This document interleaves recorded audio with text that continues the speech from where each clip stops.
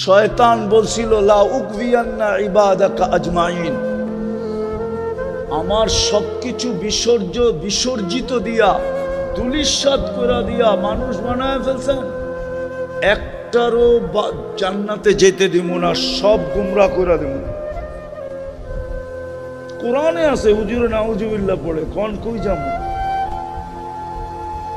কোরআনে আছে লা উকভিয়ান্না ইবাদাকা আজমাইন, সব গুমরা করে দিব। ফেরেশতাদের কিন্তু কান্না বাহির হয়ে গেছে। বলে কি?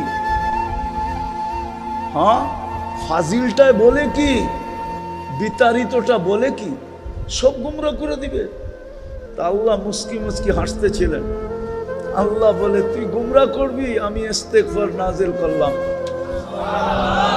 মা জালা আস্তাগফির আগফির, যতবার তওবা করবে মাফ করে দেবো।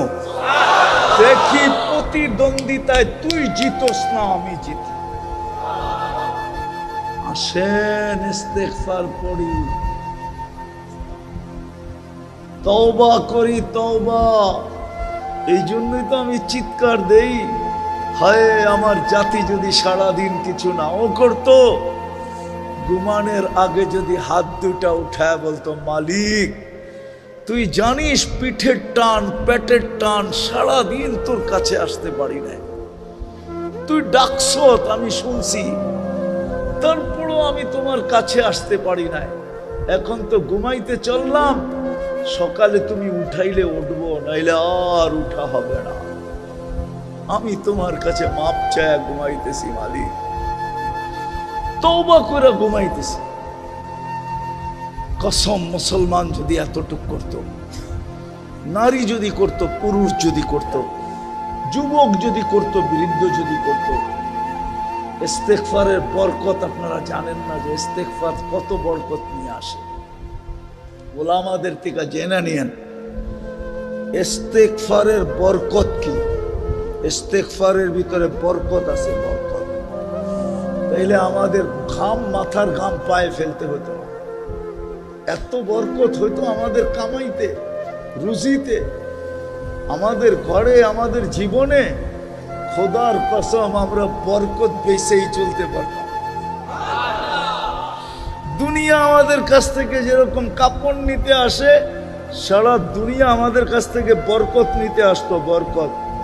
মানুষগুলা বড় অকৃতজ্ঞ, তোকে কবরে দিয়াই যার যার কাজে শেষে চলে যাবে, হবে বৎসরে তোকে একবারও স্মরণ করবে না। আছে এই মজমায় লোক আছে, যদি জিজ্ঞাসা করি সত্য বলবেন তো, যাদের মা বাবা নাই বা মা বাবা আছে, বাপহীন তো আমরা না, মাহীন তো আমরা না, ঠিক না? কিন্তু আল্লাহ যে একটা দোয়া মা বাবার জন্য শিখায় দিছেন, চাই জীবিত থাকুক চাই মৃত্যুবরণ করুক, ডেলি একবার হইলেও পড়ো। এই মজমায় কয়জন আছে যে নিনি মনের থিকা, নিজের মনের থিকা ডেলি এই দোয়াটা মা বাবার জন্য একবার পড়ে, রব্বির হামহুমা কামা রব্বায়ানি সগীরা। রাগ হয়ে গেলেন? কয়জন আছে ডেলি পড়ি অভ্যস্ত মনের থিকা, যেটা আমার কোনোদিন মিস হয় না। হাদিসও কিন্তু দোয়া শিখায় দিছে, বলছে ডেলি একবার হলেও পড়ো, রব্বিগফিরলি ওয়ালি ওয়ালিদাইয়া, ও আল্লাহ আমাকে মাফ করেন, আমার মা বাবাকে মাফ করে দেন, ওয়ালিল মুমিনিনা ইয়াওমা ইয়াকুমুল হিসাব। একবার হলেও ডেলি পড়ো। ফেরেশতা বলবে দুনিয়ার মানুষ অকৃতজ্ঞ, তোকে কবরে দিয়া যার যার কাজে যেতে দেরি করবে না, আমরা তোর সঙ্গে থাকবো, আমরা তোর সঙ্গে, আমরা ডাইনে থাকবো, বামে থাকবো, আগে থাকবো, পিছে থাকবো, চতুর্দিক থেকে তোকে প্রটোকল দিতে থাকবো। এইবার তুই ভাইবানে কাঠিগুলা আমাদেরকে দেখলে কি করবে?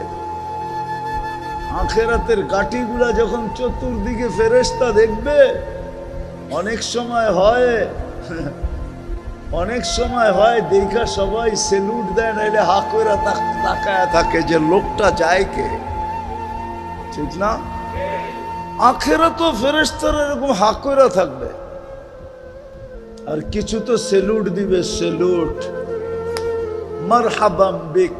হাদিসের শব্দ আছে, সব কাটিতে বলতে থাকবে মারহাবাম বিক, তোর জন্য সুসংবাদ, মারহাবা। আমাদের দামও দিনের ভিত্তিতে, দিনদারির ভিত্তিতে, আর কিছু সম্পর্কের ভিত্তিতে। আমি প্রমাণ দিব, যার সম্পর্ক মসজিদের সাথে যত বেশি, হাদিস বলে ওকে সুসংবাদ দাও, ও দিনদার তত বেশি, ইমানদার তত বেশি। হাদিস হুকুম দিছে আমাদেরকে, মারা গেলে সাক্ষী দাও, দিনদার। সবাই স্লোগান দাও, দিনদার। আল্লাহ আমাদের স্লোগানে কি হবে? আল্লাহ বলে তোমাদের স্লোগান আমি গ্রহণ করব, আমিও লেখা দিব দিনদার, যদিও আমি ওর ব্যাপারে তোমাদের চেয়ে বেশি জানি।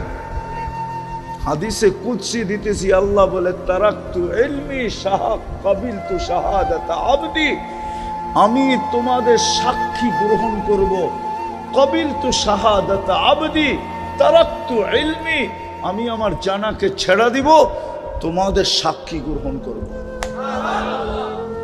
যে বৃষ্টিটা যদি না হতো তাহলে লোকে লোকারণ্য হতো, কিন্তু এটাও সত্য যে ওয়াটার সেলুট উপর থেকে চলতেছে। ওয়াটার সেলুট মনে হয় আপনারা চিনেন না, এই সম্বন্ধে আপনাদের অভিজ্ঞতা খুব কম। দুনিয়াতে যখন কোনো দেশ নতুন প্লেন কিনা আনে, তো এয়ারপোর্টে নামার পরে দুই দিক থেকে পানি ছিটাইতে থাকে, এটাকে বলে ওয়াটার সেলুট। আজকের আয়োজনটা আল্লাহর কাছে গ্রহণযোগ্য বিদায়। মানুষ আর পানি ছিটাইলে কতটুক ছিটাবে, তো আল্লাহ স্বয়ং নিজে কুদরত দ্বারা ওয়াটার সেলুট দিতেছে। হ্যাঁ, এটা কবুলিয়তের আলামত। সংখ্যা জরুরি না, সংখ্যা একজন হোক, কবুল হইলেই এটাই হলো মেন উদ্দেশ্য। আজকের পরিস্থিতিটা হলো কবুলিয়তের নিদর্শন। আর যদি উপর থেকে ওয়াটার সেলুট না হতো, তাহলে গরমের তীব্রতাও আরো বেশি হতো, ঠিক না? এখন কম না? এত বড় এসি তো ভাঙ্গাচুরা জায়গায় লাগানো সম্ভব ছিল না, ঠিক না? কি বলেন? তো আল্লাহ কুদরত দিয়ে এসির পরিবেশ বানায় দিছে। সবগুলাই বলে যে আজকের আয়োজন কবুল। বাকি যদি আল্লাহর দুটা হুকুম মানতে পারি, তো বাকিটাও ইনশাআল্লাহ আমাদের পক্ষে হবে। আজকে অনেক কিছু নিয়ে এখান থেকে উঠব, এতটুক তো অবশ্যই নিয়ে উঠব যে সর্বশেষ ঘোষণা হবে ইরজিউ মাগফুরান লাক, যাও তোমাদের গুনাহ মাফ। বুদ্দিলা সাইয়্যাতিকুম হাসানাত, গুনার জায়গাগুলা খচা খচ নেক দ্বারা ভরা দেওয়া হবে। আর কি চান? এই জন্য মনোযোগ দিব ইনশাআল্লাহ। খুশি তো? হ্যাঁ, ওয়েদার এটাই বলতেছে আজকের ইসলাহি মজলিস কবুল। আমরা আল্লাহর কাছে আশা করতে পারি, আর এরকম আশা করার কথা হাদিসে লেখা আছে। এটাকে আমাদের ভাষায় বলে নেক ফাল নেওয়া, ভালো দিয়া ব্যাখ্যা করা। তো আজকের পরিবেশটা যদিও চাইতেছিল যে সবার মতো লোক হবে, লোকে লোকারণ্য হবে, ঠিক না? যদি ওয়েদারটা ভালো থাকতো, আমি বলবো ওয়েদারটা ভালো তো ভালো, সুপার ভালো। শুধু ভালো না, সুপার ভালো। আল্লাহ আমাদেরকে শেষ পর্যন্ত বসার তৌফিক দান করে। সব জিনিসেরই ভিত্তি আছে, যেটাকে ফাউন্ডেশন বলে। চাই সেটা ছোট স্থাপনা হোক, চাই বড় হোক, এই টিনগুলাকে দাঁড়া করানোর জন্য ভিত্তি আছে, ঠিক না? কি পিলার, ঠিক না? পিলারের উপরে দাঁড়ায় আছে। এই জগৎটা টিকা থাকারও একটা ভিত্তি আছে। আবার আমাদের দুনিয়াটা টিকা থাকারও একটা ভিত্তি আছে। কেননা দুনিয়া থাকবে তো আমরা থাকবো, জগৎ থাকবে তো জগতের ভিতরে দুনিয়াও থাকবে। জগৎ না থাকলে দুনিয়াও থাকবে না, আর দুনিয়া না থাকলে আমরাও থাকবো না। বুঝে আসতেছে তো কথা? এটার একটা ভিত্তি আছে, ফাউন্ডেশন আছে। আর এটা জগৎটাও যিনি তৈরি করছেন, দুনিয়াটাও উনি তৈরি করছেন, আবার আমাদেরকেও উনি তৈরি করছেন, ঠিক না? কি বলেন? না জগৎটা একজন বানাইছে, দুনিয়াটা আরেকজন বানাইছে, আমাদেরকে আরেকজন বানাইছে? না, সব কিছু একজনই বানাইছে। কে? আল্লাহ, ঠিক না? কে বানাইছেন? আল্লাহ বানাইছেন। বিদায় আল্লাহর উক্তি, যুক্তি, কথা এটাই সত্য, ঠিক না? আর আল্লাহর চেয়ে তো কেউ সত্যবাদী নাই। আর এটাই কোরআন বলে, ওয়ামান আসদাকু মিনাল্লাহি কিলা, আল্লাহর চেয়ে সত্যবাদী কেউ নাই।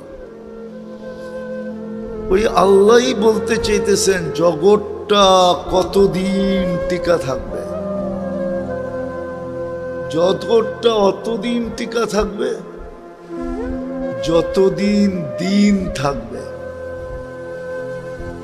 দিন থাকবে না বা দিনদার থাকবে, যতদিন দিনদার থাকবে জগৎটা টিকা থাকবে। দিনদার থাকবে না, জগৎটা থাকবে না। চাই জগৎটা যত উন্নত হোক। 100 বৎসর পূর্বের চেয়ে আজকে দুনিয়া অনেক উন্নত, ঠিক না? কাল সকালে যদি কিয়ামত আসে তো উন্নত দুনিয়ার উপরই তো আসবে, ঠিক না? কি বলেন? না দুনিয়াটা পিছে চলে যাবে? ঠিক দুনিয়া যত উন্নত হোক, এটাই বানানেওয়ালার সিদ্ধান্ত।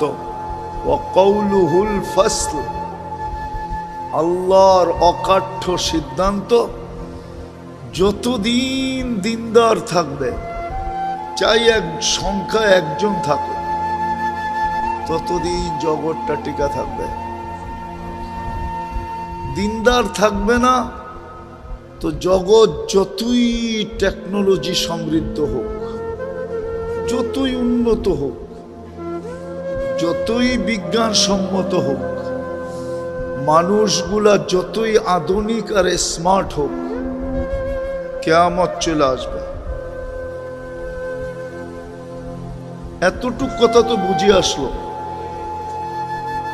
জগৎটা অতদিন থাকবে যতদিন দিন দিনদার থাকবে, আর দুনিয়াটা অতদিন সুখের থাকবে। দুনিয়াটা অতদিন থাকবে যতদিন দুনিয়াতে 3 জিনিস থাকবে। কয় জিনিস? দেখেন, আগে বুঝানোর জন্য বলতেছি। কোন এলাকায় মসজিদ দেখলে মন এটাই বলে যে এইখানে মুসলমান আছে, দিনদার আছে। নাইলে মসজিদ কেন হবে, ঠিক না? সত্য তো, এটাই তো মন বলে। দেখার সাথে সাথেই মন কি বলে? মসজিদ দেখার সাথে সাথেই মন বলে মুসলমান আছে, দিনদারও আছে, নাইলে মসজিদ কেন হবে? দুনিয়ায় কত দেশ তো আছে শত শত মাইল মসজিদ নাই, আছে না? না নাই, শত শত মাইল মসজিদ নাই। ওইখানে শত মাইল দেখা কারো মনে হয় না যে এখানে দিন আছে, দিনদার আছে।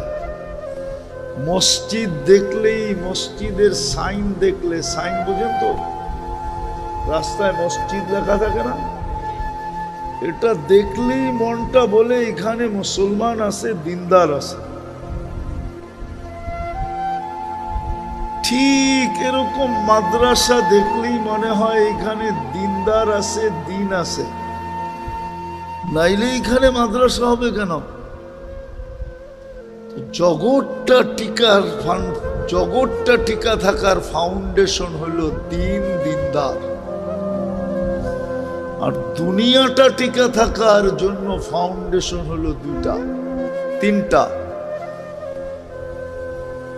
দুটা থাকলে তৃতীয়টা থাকবেই। একটা হলো মসজিদ, একটা হলো মাদ্রাসা। যতদিন মসজিদ মাদ্রাসা থাকবে অতদিন বোঝা যাবে ওই এলাকায় দিনদার থাকবেই থাকবে। চাই একজন হোক, চাই মুয়াজ্জিন আর ইমাম হোক, চাই মুয়াজ্জিন, ইমাম, খাদেম, এই তিনজনই হোক, তারপরও বোঝা যাবে এখানে দিন আছে, দিনদার আছে, মুসলমান আছে। এই দুটা হলো দিন টিকা থাকার ভিত্তি। দুনিয়া টিকা থাকার ভিত্তি হলো দুটা, তৃতীয়টা থাকবেই থাকবে। একটা হলো মসজিদ, একটা হলো মাদ্রাসা। যতদিন এই দুটা থাকবে অতদিন দিন থাকবে। এই জন্য দেখবেন দুনিয়ার সবচেয়ে বেশি চেষ্টা এই দুটাকে মিটায়া দেওয়ার জন্য। মনে হয় বোঝেন নাই? দুনিয়ার সবচেয়ে বেশি চেষ্টা, সবচেয়ে বেশি বিরোধিতা মসজিদ আর, সত্য তো? অথচ এটা না থাকলে কিন্তু দুনিয়া থাকবে না। দুনিয়া যদি না থাকে তো আমরাও থাকবো না, দুনিয়াদাররাও থাকবে না।